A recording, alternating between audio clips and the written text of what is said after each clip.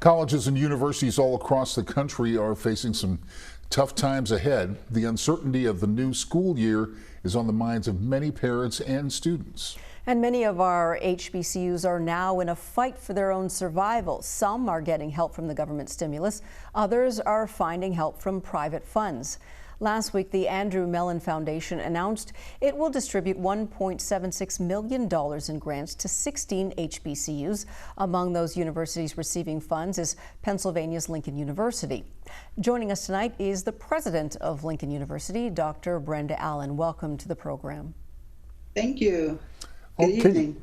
Thank you for joining us. 110,000 emergency grants going to each school.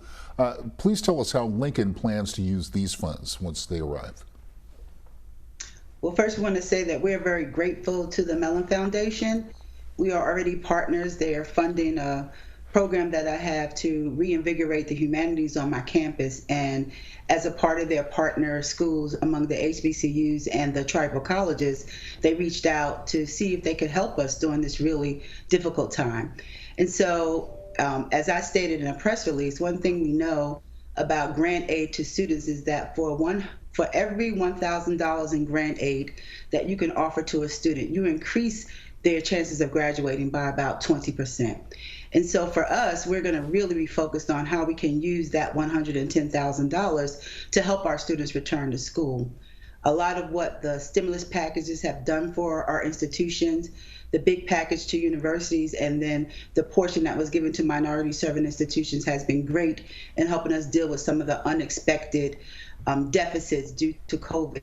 But the long-term view is that students who are most affected by this COVID, from the death rates as well as unemployment, is disproportionate in communities of color. We're predominantly Black college, and so the majority of our students are coming from that community.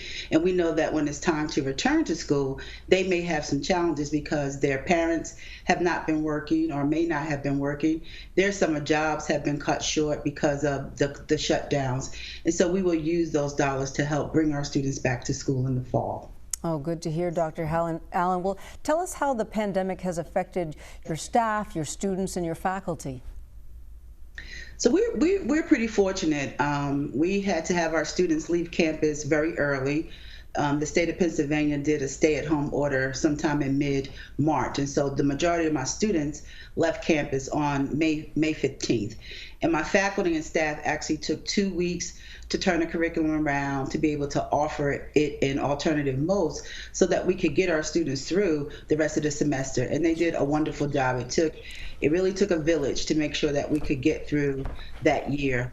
We are fortunate that we didn't have to lay anyone off during this time. We didn't have to furlough anyone. We really needed every hand and everyone on deck to be able to get this done. And so I'm just really very proud of what they've been able to do under such tense and uncertain times. Dr. Allen, as we close, let me ask you what the future looks like for your classrooms and for campus situations. Do you think things are going to return to normal, the new normal, come fall? I think that's the right word, the new normal. And so we're actually in the process of planning to reopen in the fall. We're just monitoring the infection rates in our state. We're waiting for our state to actually be fully open so that we can welcome our students back to campus. But we're in a process of planning all kind of ways that we can help to mitigate any potential threats of COVID while they're back on campus, as well as putting plans into place to be able to monitor and contain should we have any outbreaks. So that will include a whole different calendar for us. We will be looking at a calendar that ends the first semester sometime before Thanksgiving. Our students will do a winter session online and then return to fall in March, because we want to make sure that we don't have students in residence during the high influenza season.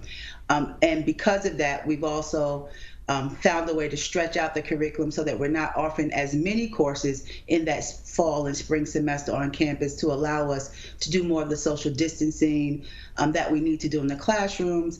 We're in the process of really engaging our students in a conversation about what does the new normal look like for student life. How will we continue to use protective measures like face masks and social distancing and still have a campus experience? So it's going to be different.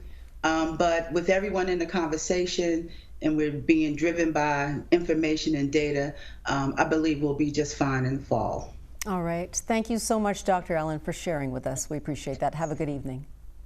Thank you.